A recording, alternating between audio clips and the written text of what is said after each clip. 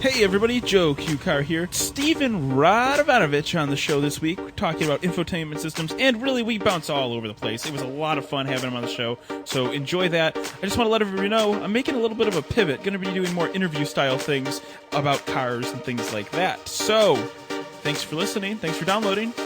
Enjoy.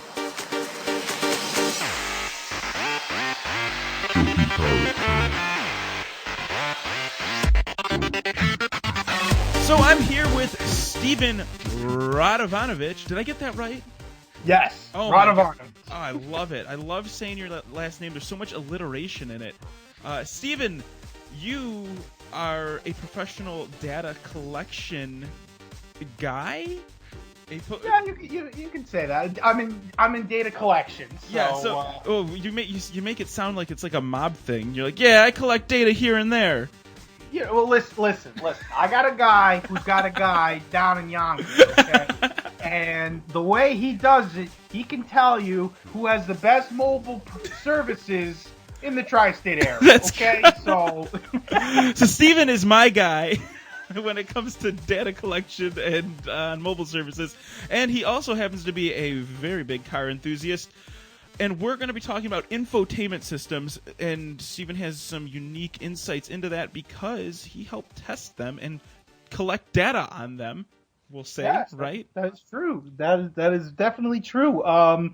In a previous life, I actually worked for a large European car company, and I was in data collections and testing for their infotainment systems in addition to vehicle quality. So, a lot of quality control and, anything you can do with the car, like how you drive it and how you essentially live with it every day. I was the guy out there, taking over speed bumps and driving it like in downtown Brooklyn during the middle of a snowstorm. So I see a lot of those guys over this way for the big three, being near the Detroit area. Mostly the company that does it over here is Bosch, or it's all done through independent contractors all over the place. What does it take to do that? Like, how many hours are you spending on the road doing that kind of testing? Well, so the company I worked for, and everybody laughs when I tell them this, but I actually found the job on Craigslist. But so what happened was I was unemployed at the time, and I was trying to find just anything to pay the bills because I live in New Jersey, so I was on unemployment, and they kept asking me, "Did you find a job? Or we're gonna cut you off." So I randomly found this job. I was just typing in, I think, driver.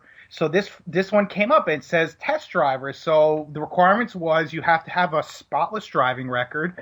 You have a spotless driving record. You can drive both automatic and manual transmissions, and you don't mind being in a car for 8, 9, 10 hours a day. And they loved me when I went in the interview. So, I'm not gonna say no. So yeah, I got to drive all kinds of. This company is a luxury firm, so I got to drive kind of the newest and the newest and the greatest, and what was coming out. It was a really fun job, but when you're stuck in downtown traffic, like in Manhattan, like by the World Trade Center at like 9:30 in the morning, you just and doing it every single day, it wears. Yeah, I mean, everything you're doing is a drive and a grind. Like it's a commute. You're commuting for that many hours. You're not driving for that many hours, right? Right. Yeah. And that's what one of our tests was. We had to take a small diesel motor and drive it no faster than 35 miles an hour. So we were taking all back roads into New York City and during rush hour traffic, and it was just really. You learn how to drive conservatively, but at the same time, everyone just wants to kill you. Right, because you're following the speed limits and you're going slower than everyone else, and they're just like, why the hell is this guy doing this? Around here we get these groups of 5 or 6 trucks or Mustangs or whatever just grouped together, and they're usually hugging the right lane pretty good because everybody's whipping by them, and they're running their test course and trying to get, you know, their miles per gallon, and they're collecting all their different data points. What kind of data points are you collecting and looking for when you're doing a job like that? So actually, one of the data points we used to do was we were still, from when I was there a couple years ago, we were still writing everything down like literally on paper. But I actually used to talk in a little those little microphones. Yeah. So anyway, I would if like one example we had was we used to drive into like Orange County, New York, which is like they have like Bear Mountain, the Palisades Parkway, so it's like very windy hills.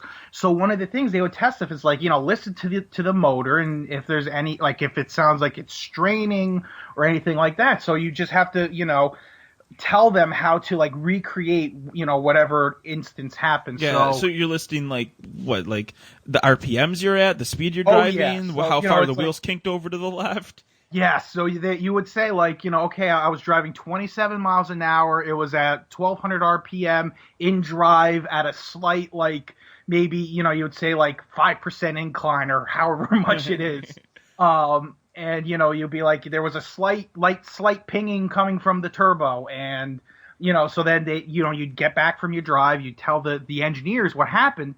So then, they would either tell the second shift or they'd go themselves with you and you'd have to recreate. So another time was I actually crashed their infotainment system in the car. Like so this company, they were coming out with a mobile app. So it seems like everybody's coming out nowadays. They have an app for your phone. You can check the car status, you can lock and unlock and blah, blah, blah. So one of the things they had was you can actually listen to worldwide internet radio. I was like, oh my God, this is awesome. So here I am, driving a fancy luxury car, listening to, radio from Serbia, where my family comes from. I was telling my folks about this. I'm like, oh my God, they were playing this and they were talking about that. And they're just like, oh, whatever, who cares? Oh, man. Oh, that sucks. You were so excited for it. I know. Well, I mean, I get excited over such like minute details. Listen, and like, I totally identify and understand. So long and short of it, we were driving down the Garden State Parkway. We were going down the shore, as we say over here, going to the beach for the day because one of my coworkers, he loved going to the beach, and this was like the middle of summer. So when we would drive down, it's like right after rush hour. We'd get to the beach by 10:30 in the morning and have coffee on the boardwalk. Nice. Oh, what did you? That's a pretty sweet deal.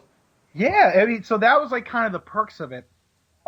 So we would be. I was sitting in the passenger seat. And I'm just like touching all the buttons. I'm just like cranking this and touching that and changing the settings.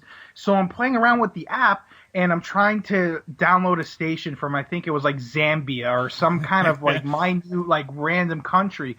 And for whatever reason, the system just literally said, screen just went into the car like a turtle head.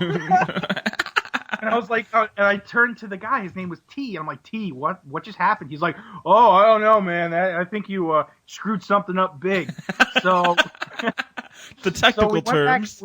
Yeah, so that's legal binding terms that we no. So we went back to the office, and I told the guys, and I was like, yeah, like I was trying to play a radio station, it just crashed the system. So the senior guy came in the car. He's like, show me where you did this problem. I'm like, okay. So I showed him and went inside, and he's like, oh, that's no good. Ran out of the car into the office, and he's on the phone with Europe trying to be like, we have to figure out this problem. Right, because these cars are getting pretty damn close to production at this point. Yeah, we were driving very soon to production vehicles, and they explained to us, like, you would see like the VIN number on the car, and I was driving like number 19 built. I was like, oh my God, this is awesome. Like, can I buy this car? And they're like, oh, yeah, I'm serious. I asked them, I'm like, can we buy these cars? Like, looks like I can go to the showroom tomorrow and buy it. And he says, no, we actually, once we're done testing, we scrap them and destroy them. Doesn't that suck? It does. I was just like, this is, one of the cars I drove was like $120,000. I'm like, give me a really steep discount and I'll, I'll drive it. For whatever reason, they just don't like that when you, for whatever reason, they won't let you use those pre-production vehicles as road cars. They used to. Back in the day. Yeah, in the day. I mean, I'm talking 30 years ago. That was something you might be able to get away with, but yeah, now they just crush them or retire them to a museum or something. Mm-hmm. Now, see, it's those damn lawyers. That's what I know. See, they had to ruin it for everybody. We just wanted to have a little bit of fun buying pre-production vehicles that may or may not work 100%.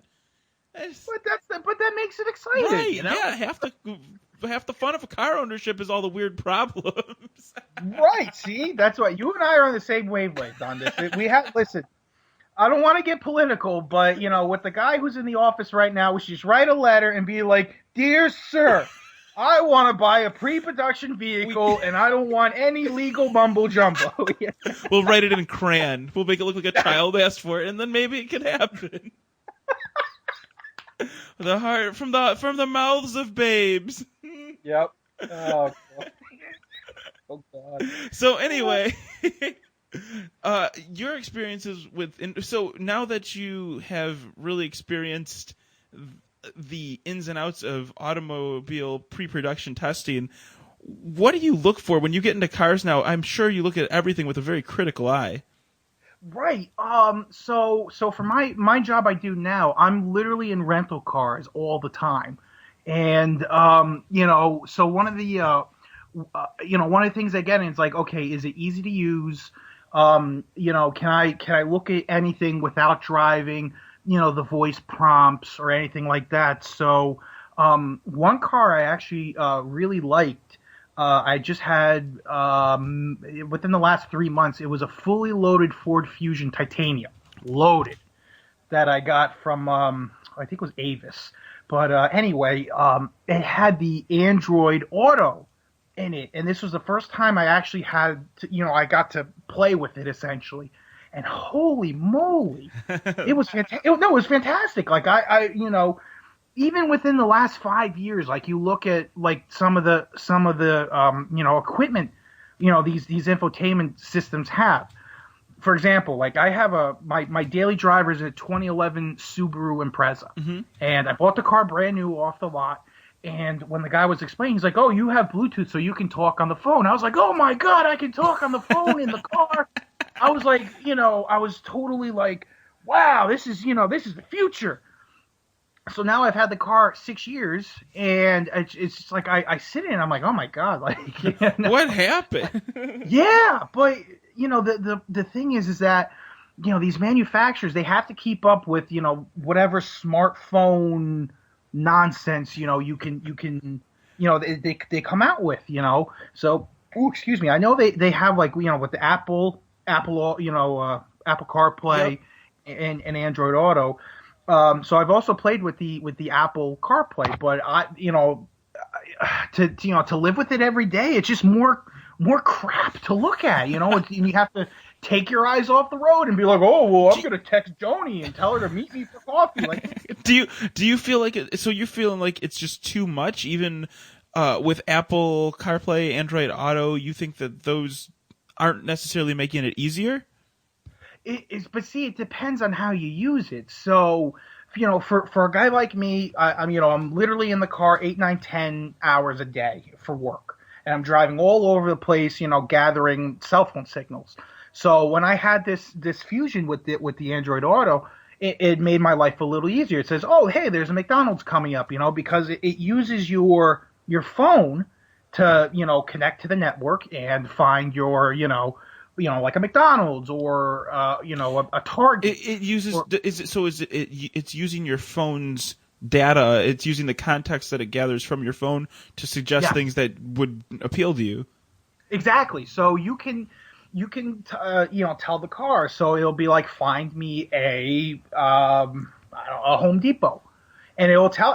So the map would pop up, and it will tell you like, oh, hey, there's a Home Depot 2 miles on this exit. Do you want to navigate to it? So on the one end, yes, it can help you, but for some people, they don't even take the time to learn the equipment in the car. They just buy the car and be like, oh, I'll just figure it out as I go.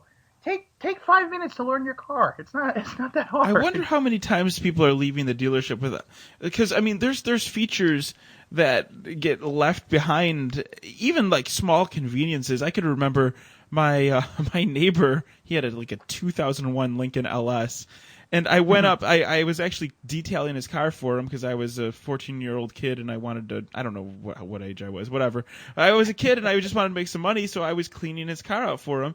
And I showed him a little trick where you just put the key in the driver's side door and pop it to the right or the left, and you can roll up your windows or roll down your windows. And he was like, I'm just about to turn this car in off a lease. I never even knew you could do that. I'm like, it's on the instructional DVD for the car. He's like, how did you get one of those? Like, I watched yours. See, and they probably don't even know. It's like the owner's manual is literally sitting in the glove box, and they don't open it once. Right. He's just got. It takes a little bit to read. It takes a real man to read the directions. But I mean, from an enthusiast standpoint, I think I would say if you just bought a new car, you want to learn what it can do, how to take care of it. That's how they spend all these millions and millions of dollars for R&D and tech and all this stuff. Learn what it can do. Learn how it can make your day a little bit better. I wonder how many people are just sitting there in the same suspension setting that they drove out of the dealership with, and they have like all this magnetic ride control and all these crazy things they can do in the infotainment system, and they're just never going to touch it. And they just right. I wish my car was softer, and they have the ability to do that. And they don't even know. But then that's where our I don't know if you have any elderly listeners, but then that's when they find their grandson Jimmy and say, hey, Jimmy, could you help Grandpa with the car? Yeah. You gotta program their their radio stations in for them. I know. I felt really bad because my grandparents bought a Ford Focus with my Ford Touch in it, and it was one of the early versions of my Ford Touch. Before it's much the first it was still Sync. I believe. Oh yeah, you're right. It's not my Ford Touch. You're totally right. Killer. I'm glad you corrected me. Sync. Yeah, it was like the second version of Sync, still not very good, and they had such a hard time using it that they're like, can we just get a different car? But it's like you spent all this money. I know. It's like you didn't think that like we just thought it was a radio. We didn't know it did all this stuff. But see, that's the thing. Like with the amount of changes, I guess you can say with what your car can do, for most people, it's like, do you really need all these bells and whistles?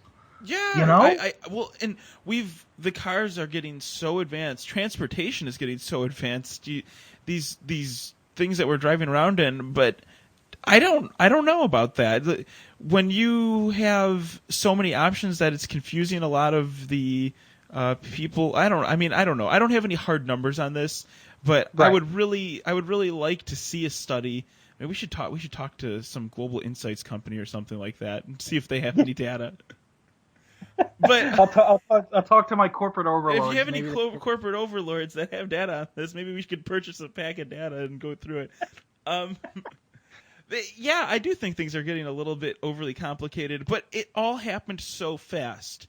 You go from 2005 to 2015, and I mean there was a huge change between navigation, car connectivity, even what Bluetooth can do has been just an incredible. You think in 2005 there were still people that didn't have smartphones by choice. Now you can't. You could barely go into a store and not get a smartphone. I don't even know if that's possible. My dad actually just got a smartphone, and he's had a flip phone for the last maybe 20 years. And he was like, "Oh, I have to get a smartphone." I says, "Dad, you can still get a regular flip phone." I don't need that. Everybody's texting me. I don't know what this texting is, but everybody's texting. Your dad's like really good at T9, but then he gets a smartphone, has no idea what's going on. Oh, No, my dad didn't even know texting what it was as a practice. My dad is like, he's very old school foreigner, like, he knows what he knows, but so since I'm the oldest kid, I'm like, it rests on my shoulders to explain to my parents, like, like all the stuff with technology. Yep. So my dad actually just bought a new work van in May. He bought a new Chevy Express van, his fifth one. Great. And so he was saying, like, oh, I want Bluetooth he's like, I need Bluetooth in the truck, and that's it. So he had to buy an aftermarket radio though, because the truck he bought was like literally like base model. It had nothing on it. It had an aux jack though, which that's great. Yeah. But like, even if you look at like aux jacks, like in 05, like no, they were just like coming. Yeah, there wasn't a lot of them. Yeah, and then then there's like, okay, well, you can plug in your iPod, and you can plug in your phone, and then next thing you know, it's like the phone will tell you where to go. Yeah, the phone will take the data off of your phone and suggest places that you might like. Yes, because you googled McCafe, and now all you get is Dunkin' Donuts ads. Dude, like, sidebar. Holy shit. It's scary. Just, the amount of change that your phone can do, but then also, what if you connect your phone to the car, like, so when I pick up like rental cars and like I pair my phone to the car, it's usually all filled up and I see Tommy's iPhone. Oh my gosh. Dude, and they don't realize there's a lot of information you can pull off of that, like that has been sunk with the vehicle. Yes. There was an article I was reading somewhat recently. I don't remember if it was on Jalopnik or whoever, but they were saying, like, with FCA, like with Chrysler stuff, they can break into your car using like a laptop and a Bluetooth connection, and like actually get into and see, like, who you called, what did you look up. And hell, unlock your car and probably steal the damn thing. I know there are some major security flaws, not just with Chrysler, but with a lot of different manufacturers. But I think that the day of being able just to take a car and like hotwire it, that's gone. Now we've gone on to you have to hijack the car with a laptop. Yeah, or just steal the transponder keys, which everything has nowadays. So I actually have a small story about that. Someone I know bought a car, and it was a private seller selling to another private seller, but they like met up and they didn't go to anybody's house or anything. They just kind of met and all of this person's navigation information, all of their phone calls, all of their contacts were still sunk with the vehicle. They never did a factory data reset on the head unit that was in the vehicle. And I'm going through it, being me, and like, oh man, all of their personal information's still in here. And I looked at the owner. I'm like, do you want me to delete that? And he's like, no, I want to know exactly where this guy lives. I want to drive by his house and just in case something goes wrong. I'm like, oh wow, like that's creepy. That is creepy. But then what happens if you sell your car to like some Joe Schmo, and he likes to wear like women's clothes, and where's the skin? Well, like, you don't know. That's what he's like. Not if something goes wrong. He just wants to, because this was like a high-end luxury vehicle that was going. He's like, I just want to, I want to see where he lives. I want to know where the car was at. But maybe we'll just do a little bit of a road trip. I'm like, okay. All right, that's weird. fine, but that information's in there. There's a lot of information in your vehicle, and even more in your phone, and they are not secure. We talk about the Internet of Things, right? Well, I heard an anecdote that is the Internet of Things, IoT, that's what it's abbreviated as, and the S is for security. It's like, but there is no S, and it's like, exactly, there is no security. There's not a secure Internet of Things yet. We have a bunch of wide open networks all over the place. So it makes cars and everything that is part of that network inherently not secure. Right, and it's scary to think about it too, because you think to yourself, oh, I'm gonna call mom, I'm gonna call my girlfriend, or I'm gonna call Billy, and we're gonna go to the bar. Like you can't be careful anymore. Well, okay, tinfoil hats fully Right. are totally on now. I think maybe it's a little cutting off some of the circulation around my brain. Well, before we start saying it's the Martians or one of those things. I kind of wish that one, it's like it's a double-edged sword if you think about it. So on the one end you have the consumer who's like, I'm gonna buy this car. It has Android Auto. Oh, I can hook up my phone to it. Okay, there's that. But then also, do you think the salesman at point at the delivery, do you think he's really going to take the time to be like, oh well, you can look up your favorite restaurant or type in your wife's anniversary, or I know that there's definitely dealers that will do that, and actually some of the dealers have dedicated people that will do that. Like the sales guy Right. will pop him over and be like, hey, talk to this guy, he's the nerd. And then they teach you how to use your vehicle. But I think the good sales guys, pat all the people on the butt, tell them they're special, and teach them how to use their head unit. Yeah. No, even that, they'll just tell you, oh, the key has to be in the car, foot on the brake, push the button, there you go. Thanks. Oh, God. It was too real. Right. I've been in so many dealerships. When I was buying my car, I went to I think like 4 different Subaru dealerships in the North Jersey area. One to find the car I wanted because this was still like you had to look online to you find like the right options and whatever it is though. But like the first 3 I went to was just like they don't care. I was just like, oh, okay. And then the guy I wound up buying my car from, and he's now a friend of mine. He actually took the time. He's like, oh, this you can do this, and oh, you can pair your phone, and do you need help with that? And I'm like, hey, this gives you a warm fuzzy feeling. Yeah, that's the thing. Warm and fuzzies sell cars. Cars don't sell cars. I mean, if cars sold cars, people would drive cars a lot longer because, they don't get into that cycle of the dealership network thing. But you got to pull people back in, and that's actually all these infotainment systems.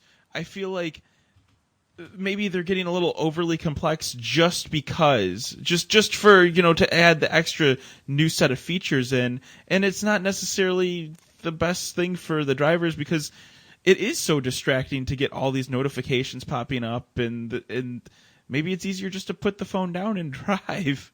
Yeah, that's the other thing too. Did you see that video? Somewhat recently, it was a Tesla, I think in Texas, and it was on the it was like on the highway, and it was using I think like the radar cruise control, and it didn't see like a bend in the road and plowed into like a construction zone or whatever. I did not see that video. It came out with sometime within the last like week or so, but I bet you any money the guy was like probably looking at that giant computer. It's a 17-inch portrait screen, maybe it's even bigger than that. It's huge. It is. It's a computer. Let's be real here. It's literally a laptop tablet. It's a tablet computer in your center stack. Guy was probably looking up and said, "Oh, I'm gonna check my stocks and bonds and whatever else," and let the car do whatever else and not paying attention. And that's why he plowed into those water things. I don't know what the heck they call them. Those like they put them at the safety barrels. I don't know. Yeah, I know what you're talking about. You put them before the concrete. Exactly. Yeah. Well, he still plowed into the concrete. Yeah, it slowed him down. It was the crumple. It's the concrete's crumple zone. Right. But it's just I don't know. I'm still in I guess the old school mindset. I mean, it was when I was buying my car, I asked the guy, I'm like, "Hey, does this still come with a tape deck?" He looked at me like I was absolutely crazy. He's like, "What?" I'm like, "Yeah, cassette player. Like I still listen to tapes." He's like, "No." Did you get hit in the head real hard? Like what Yeah. what happened? Why do you still listen to tapes? Yeah. Hey, listen, I can't. How else am I going to listen to all my Pink Floyd and Grateful Dead? Okay, tapes? I mean, there's also MP3s of those. Yeah, that's how they get you. Oh man, I think the last car I was in that has a tape player is my CRV. But I mean, the newest car I know that still has one is, I think Acura had one up until just a few years ago. Well, fun fact: the last production car to have a cassette player was the 2011 Lexus SC430. No kid. Okay, that makes a lot of sense. Okay. Mm-hmm. They know their clientele. Well, yeah, and that car hasn't been redesigned in a million years, so. But like even that was that. So 2011. That's 5 years ago or 6. You're still listening to cassettes though. Now it's like your phone and this and that, and I don't know. It's still just, it wraps my mind. I'm just it's saying, like though, how cassettes had their day. They came out in 1962. Right. So I mean, yeah. There's been a few things like came and went since then. Yeah, that is true. I mean, you have your 8 tracks too. Right. But, yeah. But I don't know. I'm on the one end, I'm like, old man, get off my lawn. I just want to get into drive to drive. Press the button on your infotainment system and just have it transport you where you need to go. See, that's probably what's going to be in our lifetime. Oh, for sure. I think within the next 4 or 5 years. I mean, this is we're getting there, and I think that it's not just going to be the car companies doing it either, but I think that there's going to be other technology companies that are just going to be like, this is the Microsoft city, and you can get on the Microsoft car and run to the Microsoft place, and yeah, I for one welcome our corporate overlords and robot overlords, and just basically just come out, help me out. What do you need? My personal information? Here you go. Yeah, you want my thumbprint? Here you go. Social security number? That's you fine. Take all this stuff. Just give me a discounted rate. whatever it is. Oh man, but I don't know, man. I mean, it's like I like where it's going. Like because then if people are going into like autonomous cars or whatever, leave the other ones for me and you and us enthusiasts that actually enjoy it.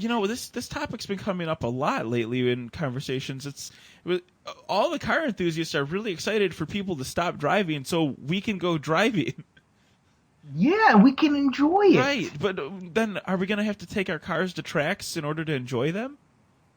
See, that's the part that I really hope it doesn't come to that. I feel like it will eventually, kind of like what happened to horses. But there was a time when horses and cars drove together on roads, and I feel like as fast as that happened, the same thing's gonna happen with driverless and piloted cars versus non-piloted cars.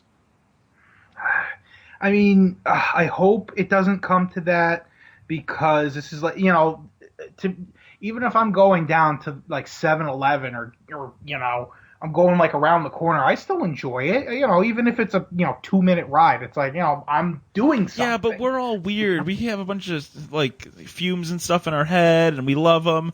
But other people just want to press the button and be in their place. Let them be them. Let them be us. Well, Steven, it was a pleasure having you on and talking about all this infotainment and everywhere else we went. I know that wasn't exactly where I thought we were just going to keep it strictly to infotainment, but I'm glad we went all over the place. This was a really fun episode of the show. Well, thank you for having me. I really appreciate it. Is this the part where we go into the club and it's like, yeah, I'm in Above and Beyond concert. I love that part. Yes, this is it. Except, I love the music, man. Yes. Did we just become best friends? Yup. So, do you want the people to find you on the internet anywhere? Yeah. You can find me on I think they call it Instatube. Is that what the kids are calling? Instagram. No, it's Snapbook. That's what it is. They can actually find me on Instagram. It's at Steve Steve Rado Rado 87, all one word. That's on Twitter also. I barely use it. But most of the stuff on Instagram, it's just like random cars I see like on the road. You know what was funny? When I was in Scranton, within the last 6 months, I think it was. I don't even remember now. But I found it was like an old like 87 or 88 Chrysler LeBaron hatchback.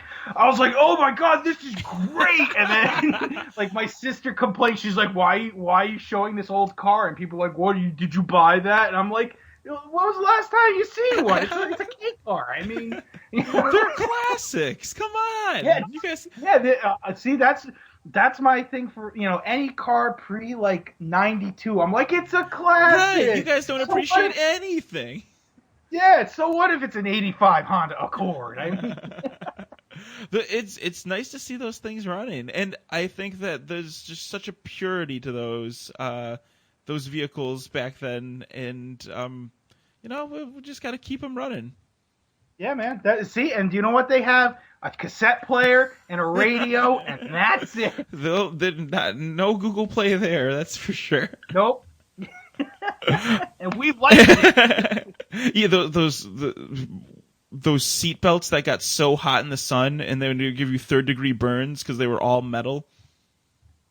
No, well, see, my dad had one of those old work vans. He had an old Chevy van that had the metal buckles. I burned myself in elementary school because it was hot. Chevy, GMC, whatever, they all said GM on there, and I feel like we all were branded GM at one point or another.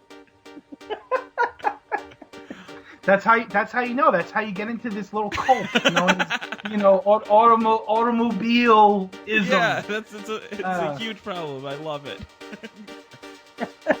Oh, thanks again, Steven. Thank you, Joe. Always a pleasure.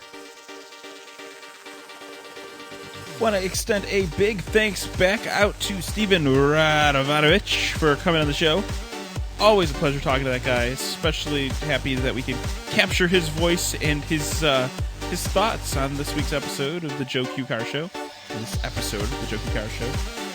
Thank you to Shout Engine for hosting the podcast for free. Get your own podcast for free at shoutengine.com. I know that I've been a little bit inconsistent when it comes to getting shows out in a timely manner, and I promise I'll be doing a better job of that. I think it'll be a release schedule about once a month. I want to get one good interview in a month talking about cars and kind of exploring the car world. If you guys have any ideas or any topics that you want to get covered, let me know. JoeQCar@gmail.com.